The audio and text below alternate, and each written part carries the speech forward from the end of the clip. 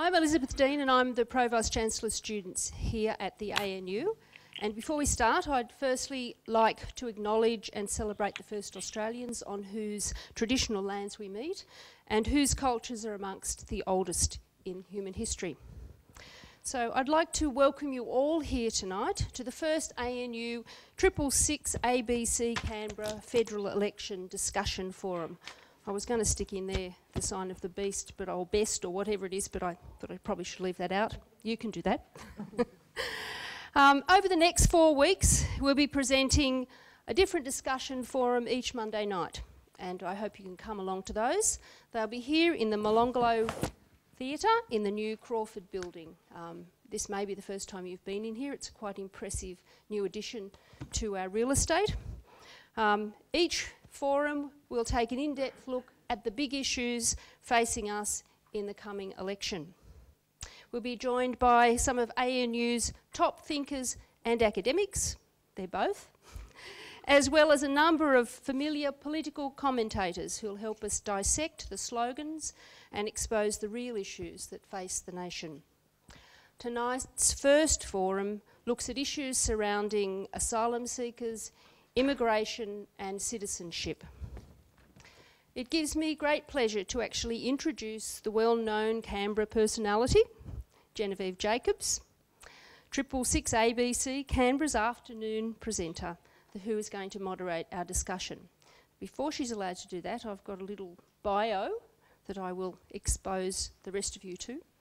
Genevieve grew up in a family farm near West Wyalong, complete with a large rambling garden where she obviously valued mulch. There must be a secret story here and maybe she'll tell us about it. After school, she took an ill-fated university experiment in law. I don't know whether that's here or not. No, it's in Sydney. Okay, it wasn't here, that's good.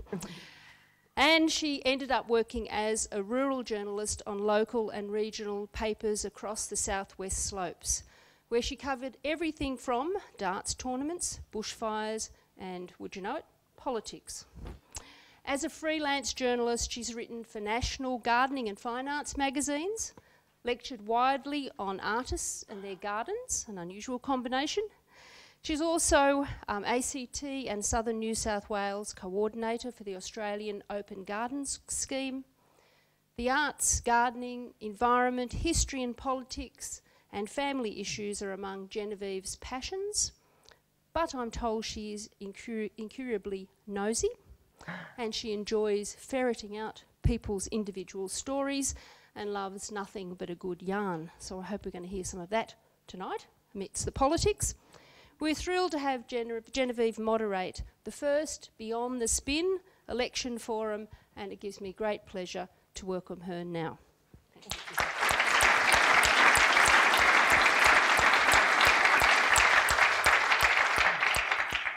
Thank you so much. And the first thing I'm thinking is that I must fix that bio on the 666 website.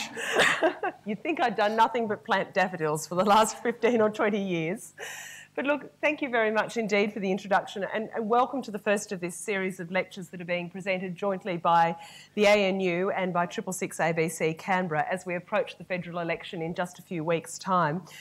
And if we are talking big issues, then for my money, this is absolutely the one.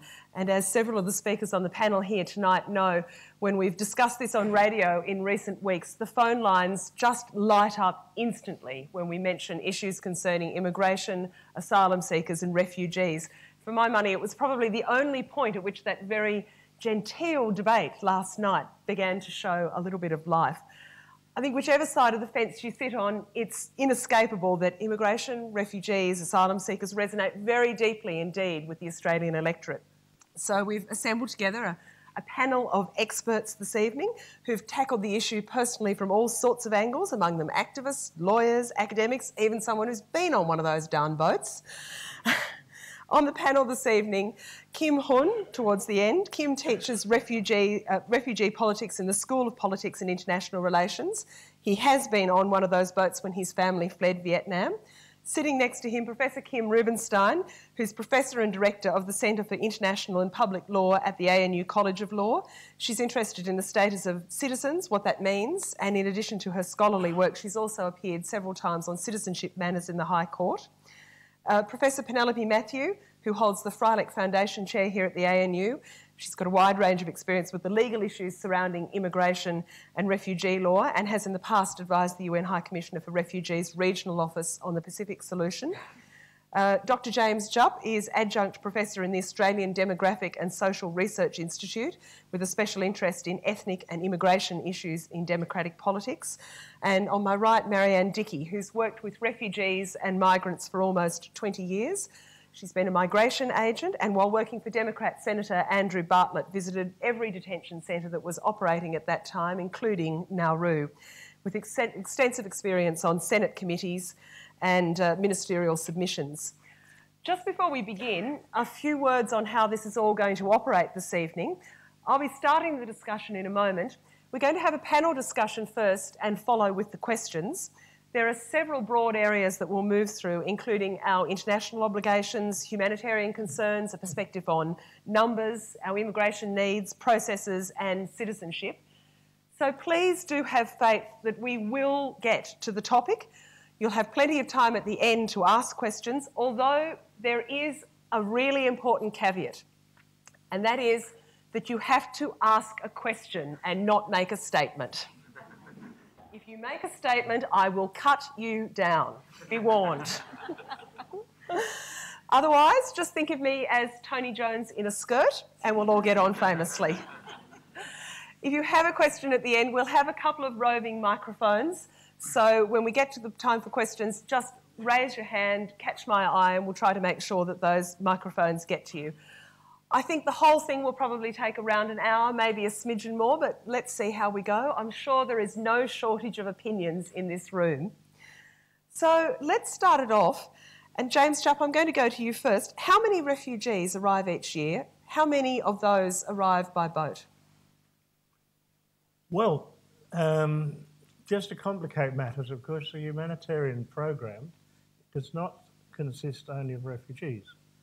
The larger part of it consists of people who have relatives in Australia and who come from war-torn areas, and they receive visas, and there's no problem about that.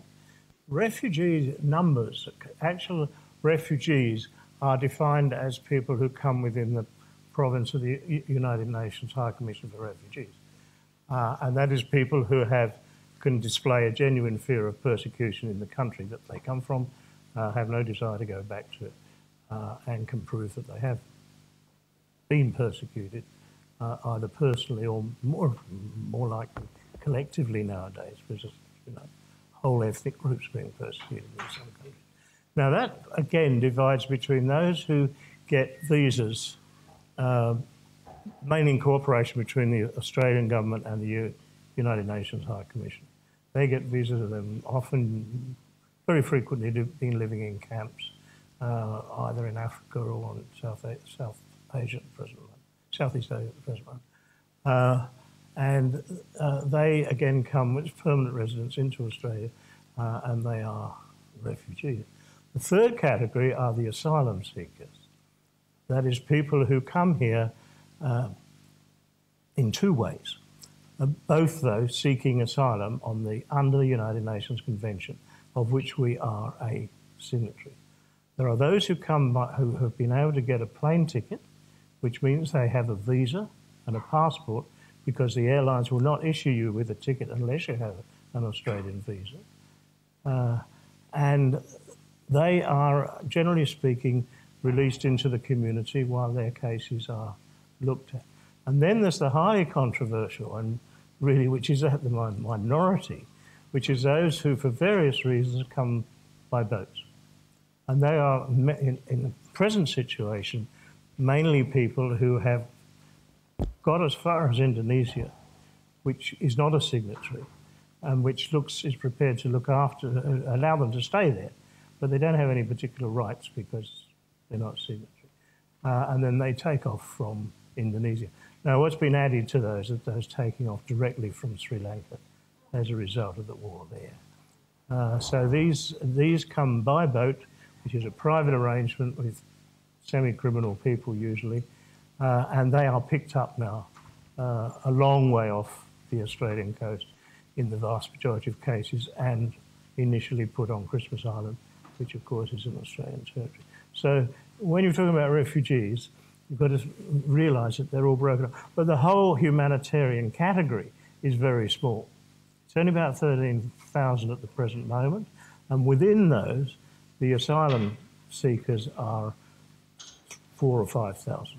So we're talking about a tiny minority within the overall immigrant population. What size is the overall immigrant population? Last year it was permanent settlers were 158,000, which is a very high figure actually. So 158,000, of whom 3,000 to 5,000 are asylum seekers on an annual basis? Yes, yeah. Okay. Penny, Mathew, what is a refugee under the law?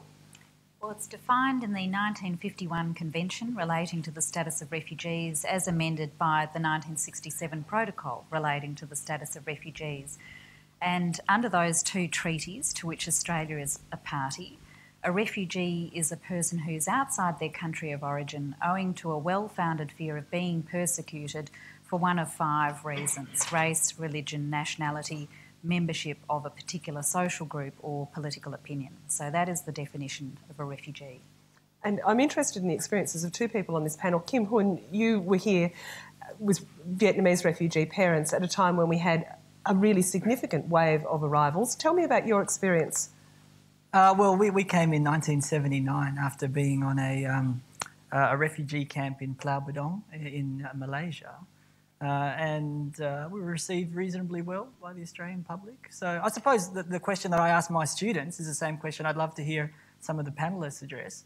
Not so much what's the difference, that's interesting too, but why is it such a big issue? I suppose that's what your initial comments were trying to get to. If the proportion of boat arrivals in particular is so small compared to our overall immigration, why would it animate the Australian discussion? Why would it be a leading topic in the great debate last night, or not so great debate? Well, the political mood, of course, was very different under Malcolm Fraser, wasn't it? And what sort of role did that play in your parents' decisions about this country and how they felt about being accepted here? Well, they were very glad to go, but refugees will always talk this up, won't they? They're very glad to go whoever takes them. So their first choice was not necessarily Australia, but they were certainly happy to come here. Even my dad applied to be a waiter in Turkey while we were on Pulau Bedong for that 7 or 8 months. So he genuinely was happy to go anywhere, but Australia, he was particularly happy to go to Australia. But it wasn't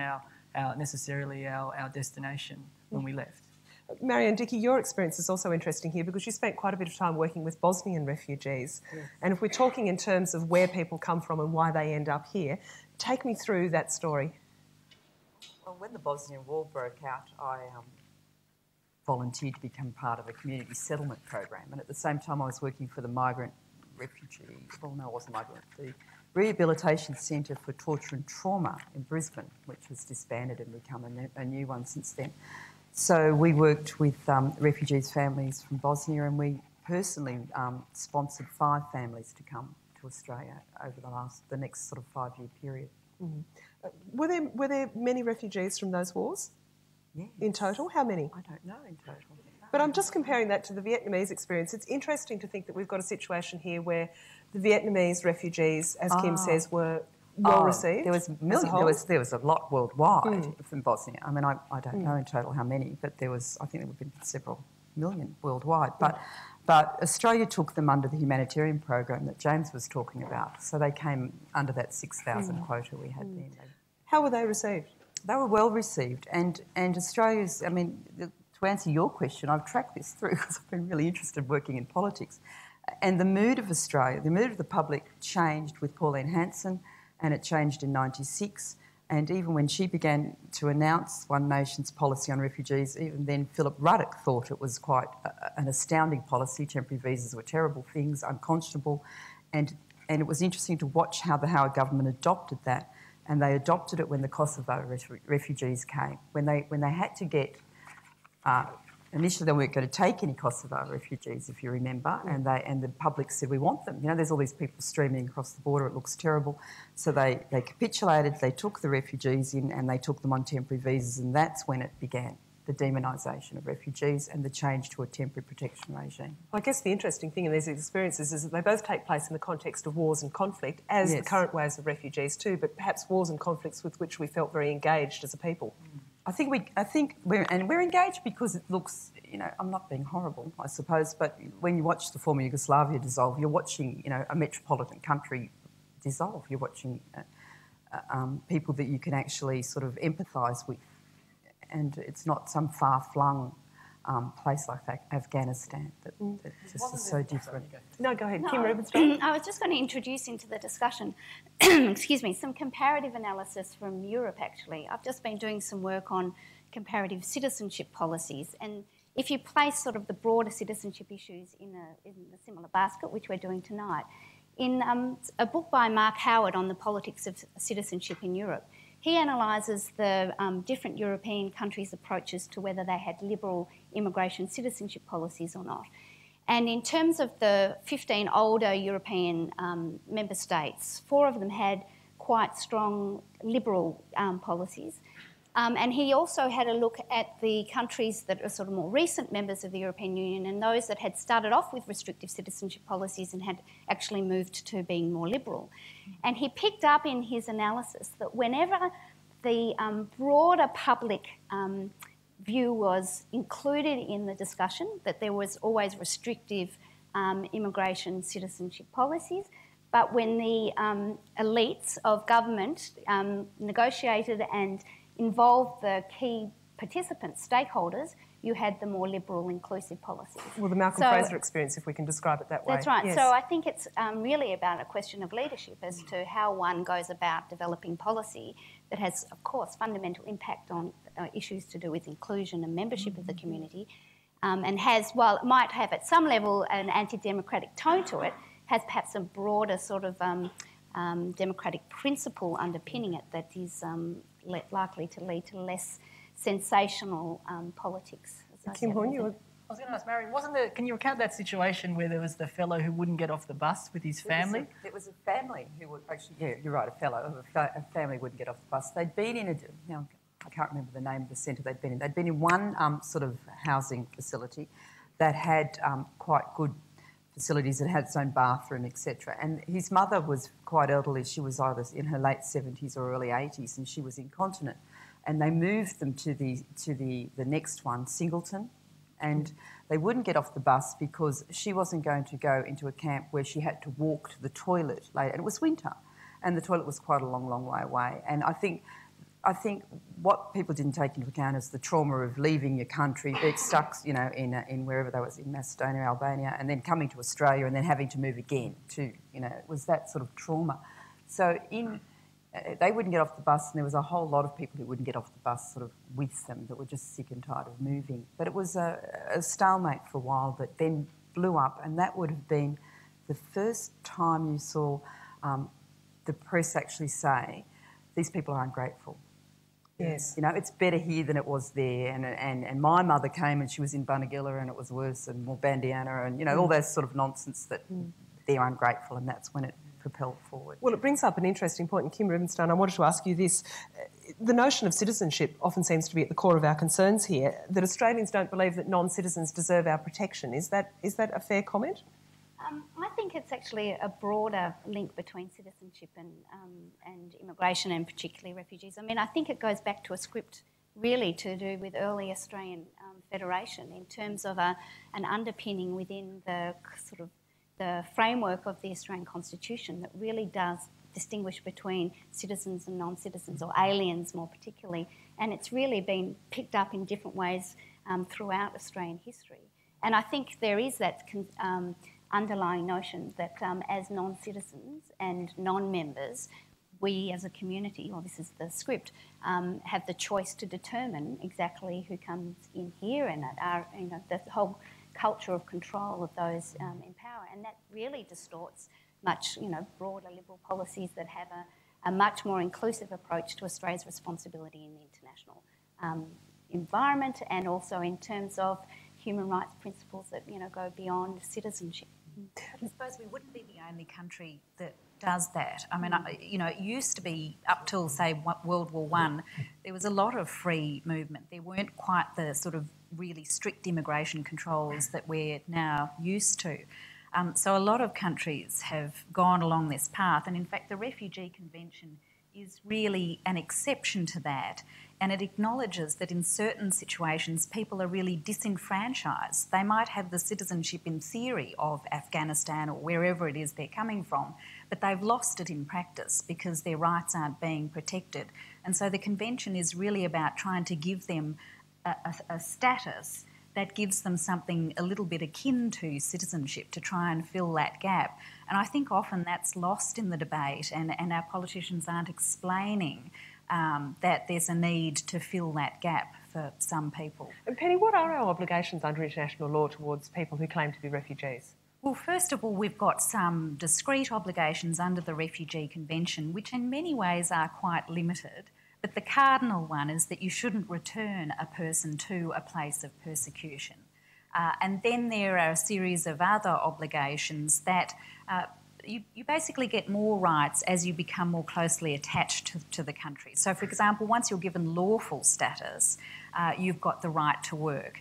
There's no obligation to grant citizenship under the Refugee Convention. There's an obligation to facilitate naturalisation under the Convention.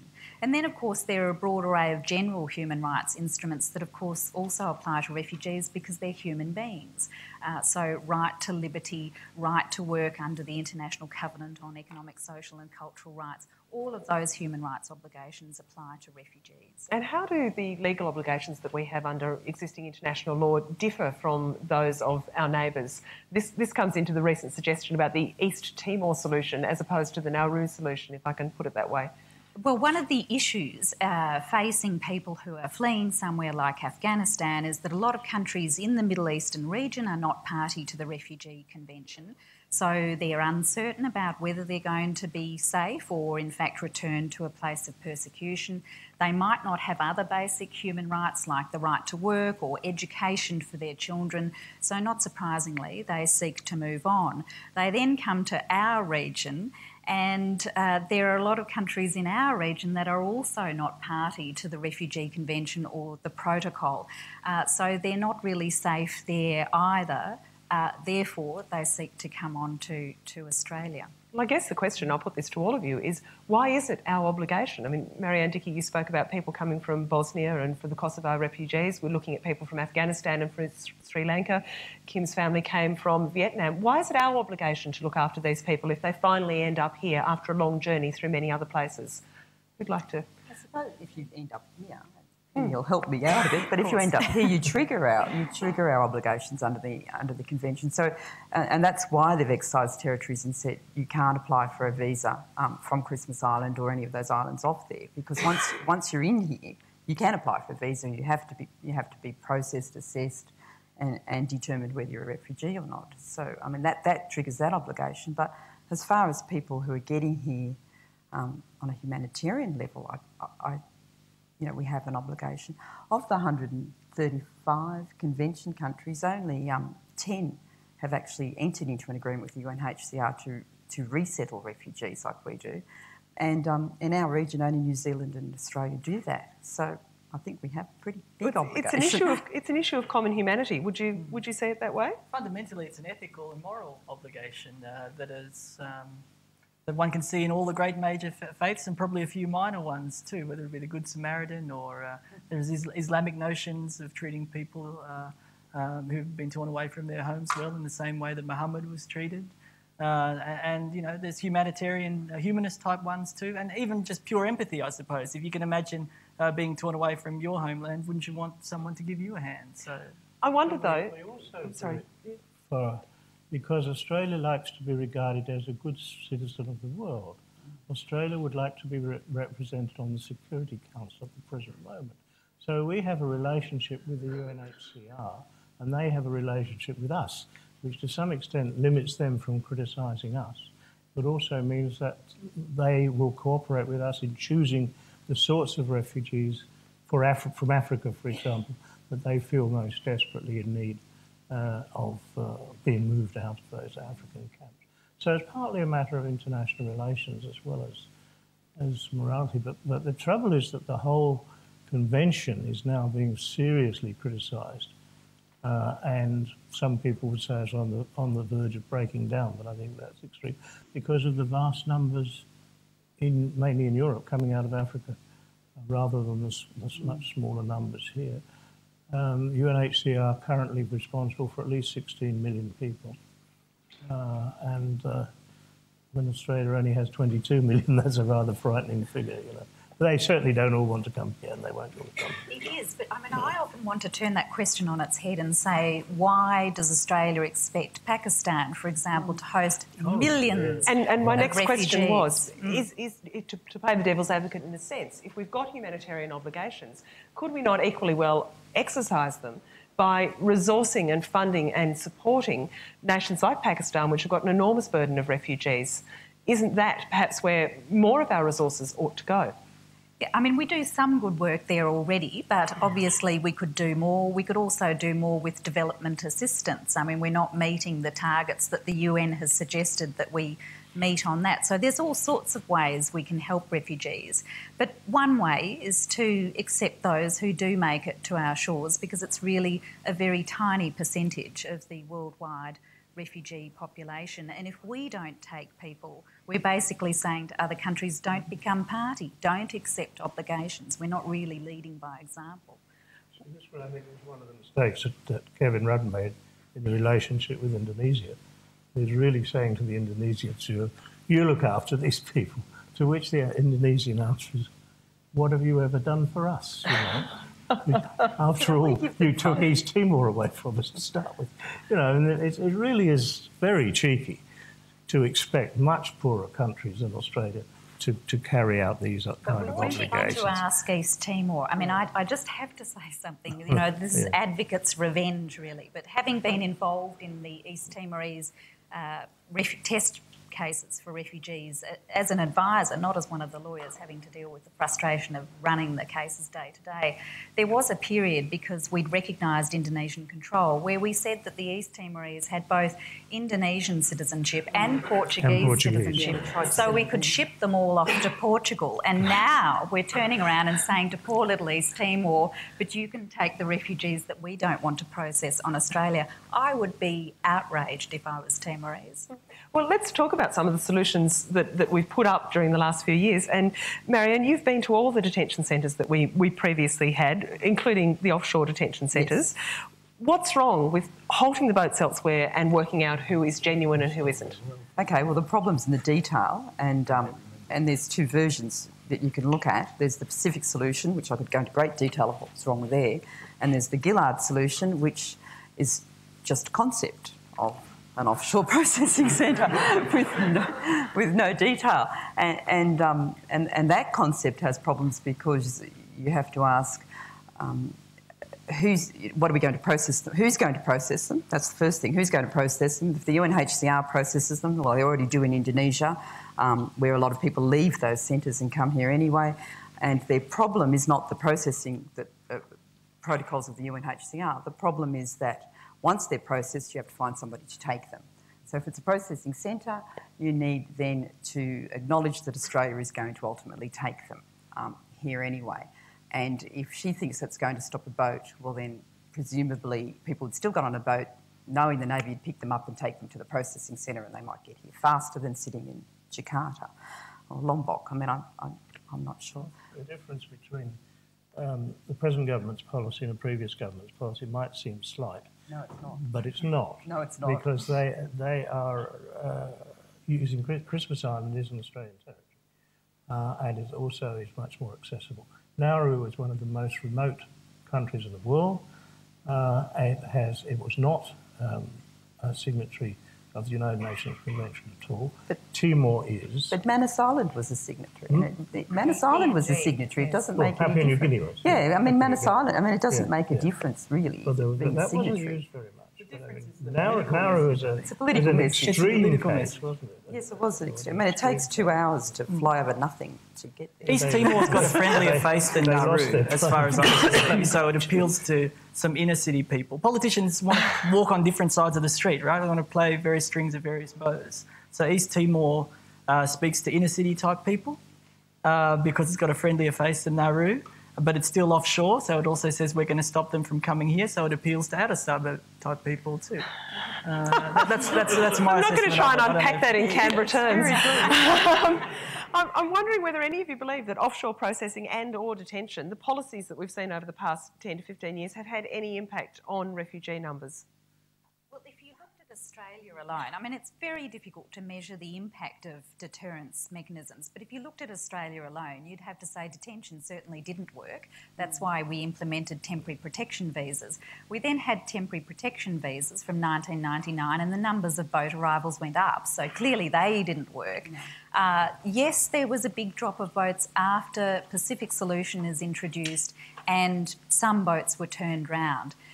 What accounted for the drop in boats is actually pretty difficult to determine. So you don't believe that the Pacific Solution was responsible? I think we had the suggestion today on radio that 90% of the boats were turned back because of the Pacific Solution. I think it'd be very difficult to say that. I think the crucial things are that after a while the boats started to arrive again. If you look at 2001, it was in fact a peak year over a decade for arrivals of asylum seekers around the world.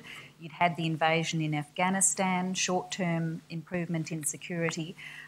Dreadful message would have been sent with the sinking of Civ X, the suspected illegal entry vessel Unknown, with over 300 people on board, including around 50 children. That would have sent a message to people. Increased anti-people smuggling measures in Indonesia. It's very difficult to say what really had the impact. But I'm not convinced that deterrent mechanisms really work in a utilitarian sense, and I think they're fundamentally immoral. It's immoral to use people who are currently within your jurisdiction as a means of deterring other people from doing things. See, the purpose of the Convention is to assist asylum seekers who ask you for asylum. Yes. It is, the main purpose is not to stop them coming. All the political, on both sides of politics, have defined the thing as stopping the boats from coming. And that's contrary to the object of being a member of the, having signed this. I signed the document. And there are people saying that morally Australia should withdraw from the whole thing because we have actually breached a whole lot of its provisions, particularly mandatory detention, which was introduced by the Labor government, by the way, and not by the I do apologise for my cough. I'm sorry, everyone. I've got I've got a really tickly throat, so if my eyes are watering, just forgive me. Can I add quickly first? Many Vietnamese were processed offshore, including my family. But there is a difference there because, by and large, those camps were constructed to assist in the Vietnamese who are facing very real challenges and insecurities, whereas the camps that are set up now are more constructed to address the political insecurities of the government or the Australian people, which is a distinctive difference. Well, let's talk about those political insecurities because I think we've talked about the framework in which this occurs and the solutions that we've tried so far. But Kim, I did actually want to go to you. The disquiet in the Australian community has been defined in lots of... Sorry, Kim Huynh, not Kim Rubenstein. I'll get to you in a moment, Kim Rubenstein. You're both sitting side by side. But Kim Huynh, let's raise that phrase dog whistling, which you've mentioned to me. The disquiet in the Australian community takes many forms. Tell me what you think the messages behind the concern about migration and about refugees in particular come from. Yeah. How they're portrayed to us too. There is some progress here as far as I can see, although it's meagre, but progress nonetheless. As far as I can tell, and my students are very good on this too, if you're here, you've enunciated to me that the Labor government right now sort of panders to people's prejudices, as far as I can see, whereas that's some progress as opposed to fear-mongering. They're not stirring up new prejudice, which we may have seen in the past, which is what dog whistling is all about. So it's meagre progress, but at least it's some progress, and maybe it reflects... I'm really interested in where the Australian public opinion is right now. That seems to me to be contested and not quite sure, and there's not good data on it. So I'm sort of interested in where Australia wants to go on this issue. You know, there was a Red Cross survey done a couple of months ago saying that 4/5 of Australians were happy to help refugees resettle, and that 2/3 thought that refugees had contributed significantly to Australia. So where does that fit with, obviously, the sort of information that parties are getting right now, that it's a red-hot issue? Can I ask you all what role the media has played in all of this and how well served Australians have been by their media?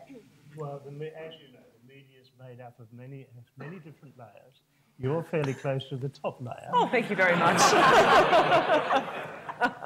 But, you know, you can go a long way down until you get to the largest circulating newspaper in Australia, which will remain nameless, which has not played a very honourable role. And, of course, Talkback Radio played an absolutely foul role, not only in this area, but in race relations in general.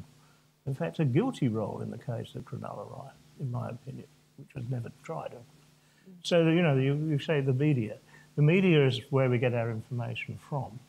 And, you know, in some respects, some of the print media has seriously discussed these issues.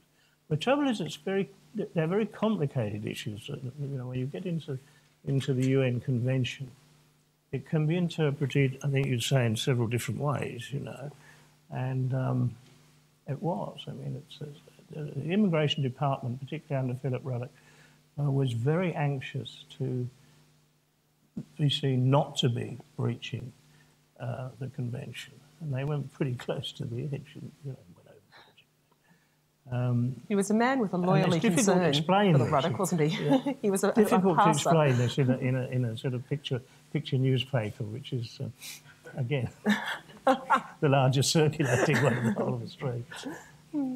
I wonder whether others of you had comments on the way that the media has served this debate. How well have we? Kim Rubenstein? Yeah, Rubenstein. Rubenstein. I was actually, sorry. That's all right. I was at the conference in Sydney a couple of weeks ago that the Minister for Immigration and Citizenship, Chris Evans, came to speak at, and he made it very clear at the front that he would do a media stop at the beginning, and all the media crowded around him outside at the actual conference room, and he gave his information to the press, and then he came in to what was a closed session and discussed very openly and frankly and in total confidence, so I can't share it with you today, some of his thinking about immigration policy. And unbeknown to everyone in the room, a 2UE reporter was sitting there. Now, it's not entirely clear whether he came late and therefore didn't realise that it wasn't a press gathering, although there were no other press in the room, and it was so open and frank that you could imagine that he would have detected that he probably wasn't meant to be there. And the top story that next day, as you'll probably all remember, was the Minister for Immigration saying that immigration has killed this government. Total distortion of what was a real engagement by someone who I have perceived as being quite genuine about a desire to really engage with the issues rather than sensationalise them. And that to me just epitomised everything about the way immigration is played out by the media here, that it really is an opportunity to encourage sensational discussion rather than to properly engage and encourage a bipartisan view which allows for what I believe would be a much better policy. I think in this election, as opposed to the 2001 experience, the media's been a lot better behaved. I know there are still those issues and the issues James raised, but there's also, you know, Sky News has got that contrarians, which flabbergasts me that they're actually portraying arguments in such a good way. And there's been a lot of articles that actually refute the arguments put out by the two parties. But I think there's also the media seems to be disappointed in Gillard's policy and in the Labor Party policies and the lack of information coming from them. I'm not sure that I agree it's a move forward to stop dog whistling and start agreeing. I mean, because you're actually saying, she's actually saying, I hear your fears, I see them, I acknowledge them, and they're correct. That's what she's saying, because she's not saying, I hear them, I acknowledge them, I understand them, and they're incorrect, because she's actually saying to people, every misconception you have about immigration, refugees is founded, well-founded. You know, Fora was framed as a security issue, which almost takes it out of politics as far as you can do whatever it takes if it's a matter of national security. Or it's still, whereas now it's framed as an immigration issue, which is wrong in itself, Yes. but less condemnable as far as I'm concerned. Before we go to the questions, sorry. We even have a regular drama now called Border Control. We don't actually... What an extraordinary thing that is. Watch it, That's a television program. But we don't have any borders. We're an island.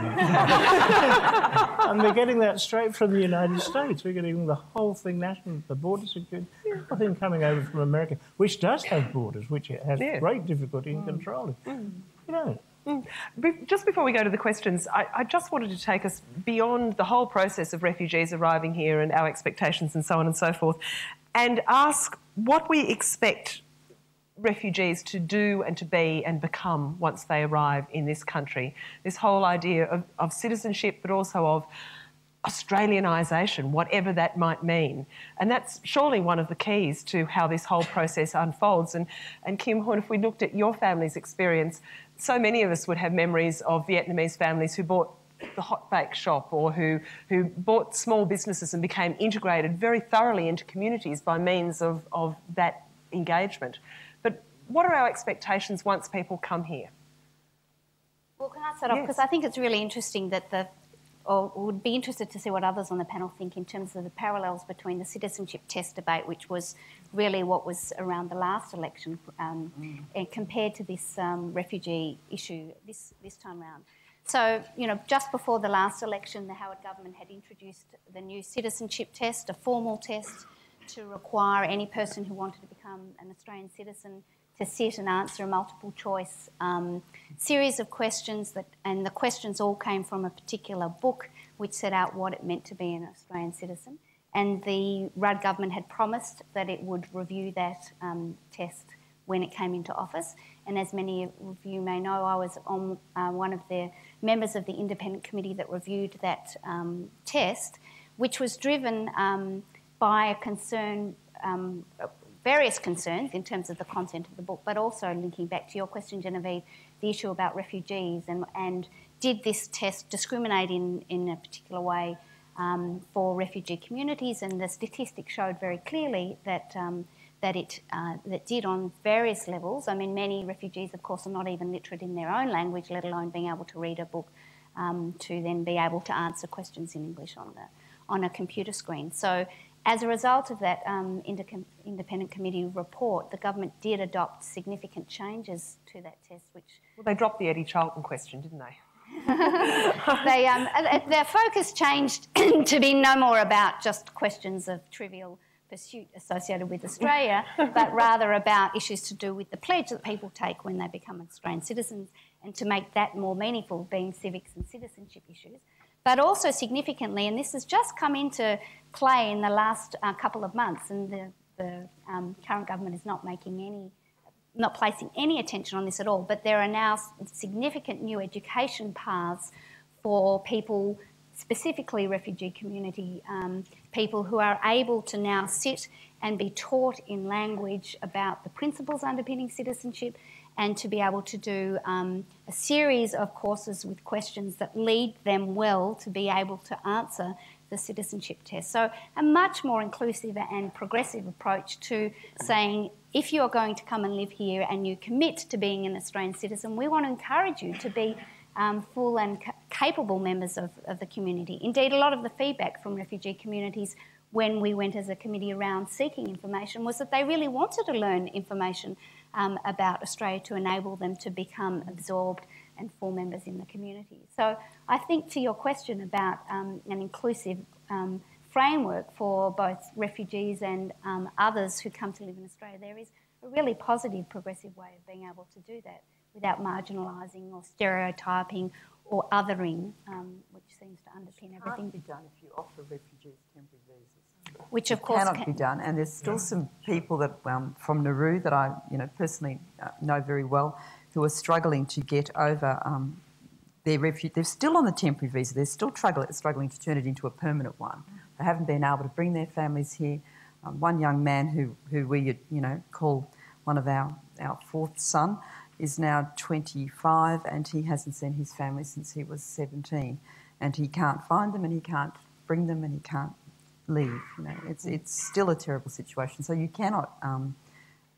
That's a warning bell. Temporary visas, you won't get people being able to become Australians. Well, perhaps my final question is to Kim Huynh and also to you, Marianne, because your parents, I think, were Hungarian refugees. Yes. And Kim, we know of your family's experience. How much did it mean to you, to your families, to become citizens, to become Australians? What was the significance of that? Kim? I'm very hesitant to generalise about my family and all other refugees, but maybe I'll answer that in the previous question a different way. I've been watching a lot of Roman Polanski films. Roman Polanski was a survivor of the Warsaw Ghetto, and we can demand of refugees what we demand of other people in Australia, but we can expect, I suppose, if there's something distinctive about it, there's good and bad sides. You know, Polanski was really damaged by some of the horrific things that he had to suffer, but because of his displacement also, and it applies to Einstein amongst others, there's incredible resourcefulness and ingenuity and creativity that came out of that. So that's maybe what we can expect, but I'd be hesitant about demanding anything much more than that. Marianne, your parents? My mother was a Hungarian Your mother? refugee, not my father. But what could I expect? I can expect... My grandmother came with 8 children, which is remarkably from the war, and they were all, you know, various sizes. And when she died and she had shrunk to this big, we looked at her in the bed and my sister added up that there was 86 descendants from my grandmother, and we all had professional jobs. We're all contributing to Australia. My grandmother's English wasn't wonderful. My grandfather's English wasn't wonderful. But the contribution they made was it's invaluable. So that's not what you expect, that's what you get. Okay. You only have to look at the Genera Boys exhibition at the National Library at the moment to really just be reminded over and over again of the great contributions of refugees to Australian society. Look at the Business Review top 100 and top 500 and ask how many of those were refugees. Indeed. A very large number. Indeed. Okay, look, let's just now throw the floor open to questions, and we will try to get to as many of these as we possibly can. 2 roving microphones. I think the first one up here. Coming from a country that has, in the last few months, torn itself apart on race lines, I was wondering if any of the panel could possibly address the possibility that the disproportionate Australian reaction to the idea of this small number of refugees has anything to do with the idea of predominantly white Australia becoming less predominantly white? Okay, so the issue of racism there, I think, raises its head. Who'd like to tackle that? We're not allowed to say that there's an element of race in any of this anymore because we're being politically correct if we do. That's what the Prime Minister said to us. Of course there's an element of race in this, undoubtedly. And I said at the beginning that I think this is a script that really has run through Australian history in terms of the formation of the Australian Commonwealth, and it really does resonate in different ways, you know, guised in different language, but I think it really is a significant part of the culture of the discussion. You ask yourself how many Europeans have been placed in detention as asylum seekers. I think there was one poll they found in Torres Strait once, entirely from Asia. Cornelia Rao. They tried to put... It's not to say that there aren't other issues as well. You know, issues like feeling that there's a lack of control, and especially when some people are so insecure themselves in whether their needs are being met. There's often that sort of temptation to say, oh, look, there are these other people coming and they're getting all sorts of things, and so, you know, I think there are some other complex factors that go along with it. But yes, I think there is an element of race involved in it. Up here. Thank you. The conversation so far has perhaps rightly been mostly about refugees and the 10 or 15,000 per year that come, whereas Dr Jupp mentioned that the total that come in is about 158,000. Round numbers like a couple of 100,000 per year. My question is, for how long can this continue? Because this will produce, 35, 40 million by the year 2050, and when we get there, will that be just a waypoint, a nautical term, a waypoint on the way to a bigger population? Because many people think that this country cannot stand the present population we have in terms of food. as the Garneau report said, by the mid-century, the Murray-Darling Basin will produce about half what it does, and by the end of the century, it may no longer be a home for agriculture. So what country will be willing to sell us food? James Jupp? Thank you. I know that's very much your question. Well, my attitude is rather different from yours. Since the end of the war, the population of Australia has tripled. It's 3 times as large as it was in 1945. It doesn't seem to me, I came here in 1955, so I've been here a long time. It doesn't seem to me that life here has got worse. It seems to me that life here has got much better. Now, there is a price for that, and that is the extension of the really big cities, particularly Sydney, into what were rural areas. There is a price for that. But what I would hope would happen if we do ever get a population policy is that it will not concentrate on numbers, but it will concentrate on servicing the numbers that we have, because that's what we've been doing ever since 1945. We've got better cities on the whole than we had before, Canberra being a very good example of that. It was a little, shack town, really. Of course, not Full of migrants, actually, wasn't it? Full of migrants here to build the place.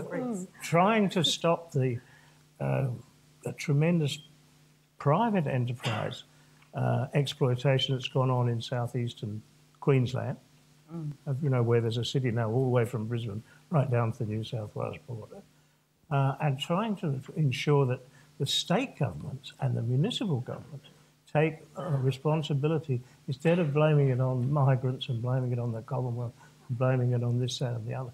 Because the way that some cities have developed, and Sydney particularly has developed, just creates problems, goes on creating problems. And it's not just a matter of the numbers either. It's a matter of exploitative development without due regard to human consequences. And that's something what I would, if we had a genuine Labor government, I'm glad you said that's what they should be doing. And they don't have one in New South Wales, I can tell you. Okay, next question up here. From the point of view of a refugee who's coming by boat, or who wants to come, that is, an applicant, what is the practical effect, what is the practical difference between the East Timor solution and the Pacific solution? For example, does he have a higher probability of getting to Australia under one than the other? Are there rights he will have under one that he did not have under the other? And slightly different, does one breach lead to greater breaches of the convention than the other? Marianne? Well, because it's concept, you can't answer many of those questions. She hasn't put in the detail of the processing or what rights they will have. Under the Pacific solution, you were taken to Nauru and you were processed by DEAC, and they had no legal authority to do so. The UNHCR only processed the Tampa miners that came through, and they did work within the camp advising, but they certainly weren't in charge of processing. It was an international organisation, migration managed camp. So when you went to Nauru, you were processed by DEAC with no real legal authority, and it was a messy process that was proven to be inaccurate. People were determined not to be refugees. That was overturned eventually, but there was no review right, no access to courts, and no end solution for people for at least 4 or 5 years while they were stuck there. Under Gillard's, because it's concept, nobody knows what will happen. Whether it breaches international law, I'm not sure, because I don't know what legal right anybody has to pick somebody up and then take them somewhere else to a third country and abdicate the responsibility by saying, I'm taking you to East Timor, to the processing centre, but you're not mine. Because when they took them to Nauru, Australia did retain some control over it. They did the processing and they did really still have legal obligations, I think.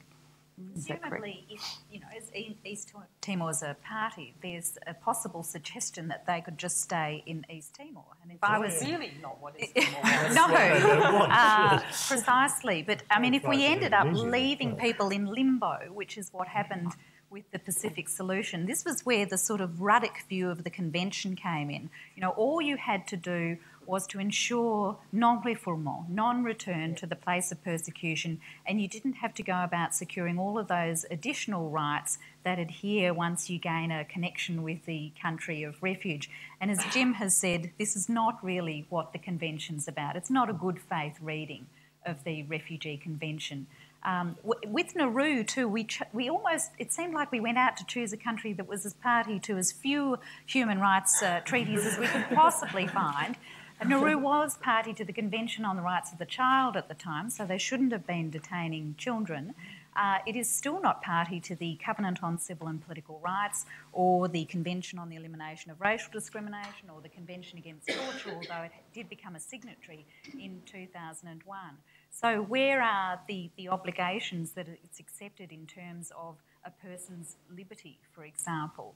And Australia is really being complicit in a violation of liberty when it sends people off to another country that doesn't have many human rights obligations and funds detention centres. It's doing things it shouldn't do on its own territory, using another country to do it. Up here, I think. Hi, I had a question to do, I guess, with our humanitarian visa program and people that are being resettled as refugees by the Australian government in conjunction with UNHCR. And I guess it goes to the question before about what can we expect from refugees, but my understanding is that it places real limitations on people with disabilities, people that are HIV positive, children, people that apply with their family and then find out that a member of their family fits into one of those categories. And I just wonder if perhaps Penelope Mathews is best placed to answer, but what that says and how that kind of affects our international and humanitarian legal obligations? I'm not really an expert on the offshore program, but as Jim has made very clear, there is this element of imposing some additional criteria over and above that of being a refugee when we take people from offshore. So we really are ensuring that we think there's a good fit. But you have to get a visa. Once UNHCR says we have a group of people that want to come, then they fit into a visa category, like everybody else. It's what's really amusing. Like everyone else does, they fit into a visa category, and the criteria for the visa will have health criteria, and it's a one fails all fails criteria. So you're right. If your child's sick or your mother's got AIDS, then it's one fits all, and the same for family reunion. They'll fall into that package once they're here and trying to get their people out. On the one hand, you could say, in a sense, when we resettle people from offshore, it goes beyond our strict legal obligations under the 51 Convention and the 67 Protocol. But often, you know, the two categories were certainly played off under the Howard government, the onshore and the offshore, and it was said we were taking the most needy people. But as you said so neatly in that question, often we weren't taking, or we're not taking, the most needy refugees. To give quite a lot of preference to Christians, by the way, which is, you know, probably desirable because they were being persecuted. But there was a bit of that. The other thing we were also using the third country argument that if they were all right in Indonesia, they had sought refuge there, and therefore they were not entitled to move on shopping, as they put. To come to Australia. There are all sorts of ways of arguing that, you know, the people have lost their rights before they get to Australia. And one of the problems at the present moment is that even when they do get clearance on Christmas Island, ASIO is holding things up. And ASIO has powers above those of the Immigration Department. And above those of everybody, actually. Just wondering. Okay, I think we've got... who's got the microphone up here? Oh, sorry. Do you think that the latest wave of anti-immigration sentiment in Australia is a product of Islamophobia particularly in marginal electorates, since, like, I guess, post-September 11? Well, look, the polls are mixed on this, and they sort of, and not always the same question is asked, so it's really difficult to determine public opinion. But I can say that I'm an avid TV watcher, and this is a reasonable methodology, I think. Hugh Mackay often uses TV to assess what Australians were thinking during the Howard years, and he suggests that people watching a lot of home improvement shows, which would suggest that they were looking inwards and they were insecure about the outside world, so were trying to create some order in their lives. For me, there's some continuity there with what TV's on now, but there's also a little bit of difference, which is meagre, but nevertheless significant. So if you want to compare and contrast public opinion and a lot of refugee politics in Australia 5 years ago and today, you can look at someone like Gordon Ramsay and MasterChef. You know, they're still inward-looking to a certain extent, or Gordon Ramsay and Matt Preston. They're still abhorrent in some ways, but MasterChef's a genuinely happier show than Gordon Ramsay's kitchen nightmare. So you know, so I continue some of my previous statements. There's a lot of similarities there, but there is a slightly different posture and a slightly different attitude, as far as I can see, in terms of what Australians are watching and how they view asylum seekers and refugee and immigration issues. Okay. Yeah, just a question, I suppose, for the entire panel. What you thought were maybe the key turning points which have led the boat people to be used as a political tool so much? Like, we've mentioned Pauline Hanson and the bus, people not wanting to get off the bus and how that was used. Were there any other events or things that were portrayed that you think have led to where we are now? And all the parties do their private party polling, which you don't see, and none of us see. And that has shown strong, particularly strong feeling in certain parts of Australia. One is the far outer western suburbs of Sydney, which has the two marginal seats of Lindsay and Macarthur. And the other, and I'll get back to that one in a minute, because that's, you know, the myth of the western suburbs deserting Labor, which they've never actually done. I mean, those two seats have, but none of the others have. That's been going for 3 elections now. The other is in Western Australia, and to a lesser extent, Queensland. Queensland, of course, was the centre of the Hanson movement, but apparently Western Australia is. So when you do your private polling and you see that, you know, that there's an issue there, you advise the politicians accordingly. And their main priority is to win the next election. And I hope they do. But, you know, one party, of course I wouldn't say which one, you know, that is their priority. And I think it's extremely unfortunate that the asylum seeker issues is being used in this way. But I would also say that I said it months and years ago, when all else failed, Tony Abbott will do it. And that is what he has done. I think we'll just have one last question, because I'm conscious about the time. We did say we'd be about an hour, and that's the microphone's up there. Mine is actually the opposite side to that question. Would these political and social economic issues make a lot of sense to the inner city type audience that is probably represented here? But can we feasibly imagine educating the broader electorate? Practically, you know, beyond ideology here, can we really see an election where this isn't a hot button issue in the next 10 years? Can we say this is can we educate the wider electorate? I would just like to weigh in on that.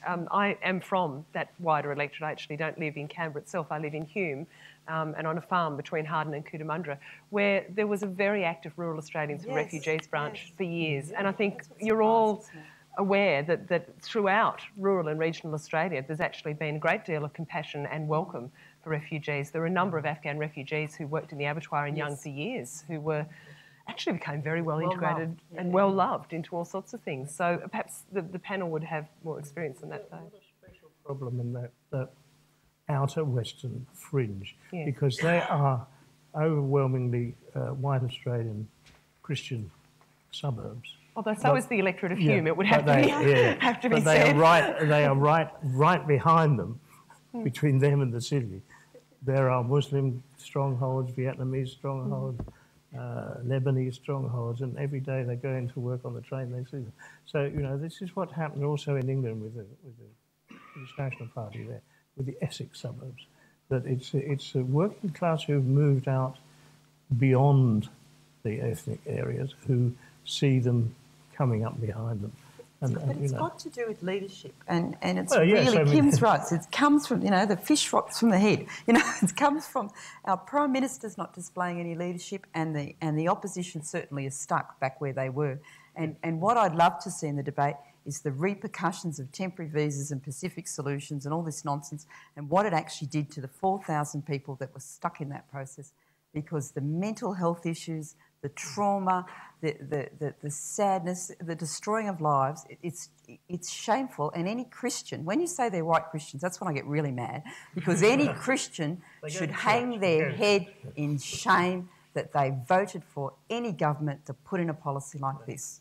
But I'd say again, there's an election on it. In election, people lose all sense of priorities, all sense at all. The leader, atheist or Christian, 3 or 4 days of stop election. I think there is hope, and I think it is possible for a leader to sell the positive messages. The Refugee Council of Australia did some research on the contributions of refugees to Australia. They found fantastic economic, social contributions, and if more research was put into that, you could really build a positive story around that contribution. And I would like to see the issue of refugees on the national curriculum in schools. If people were getting some of the history, the reality, what people have suffered, what persecution means, what they've contributed to Australia in schools, in both primary school and secondary school, perhaps then there'd be a base for people to assess these issues once the dog whistling gets going. And ultimately it requires a bipartisan approach. Ultimately you need both party leaders to sit down outside the domain of this political environment to really agree on that much more progressive approach. I think we had the final comment, perhaps is one that we had on the radio this afternoon when Penny and we were discussing this, and the comment was, can we get the politics out of it? That would be marvellous. But look, let me thank the panel. Kim Huynh, Professor Kim Rubenstein, Professor Penny Mathew, James Jupp and Marianne, Dickie. Thank you very much indeed to you all.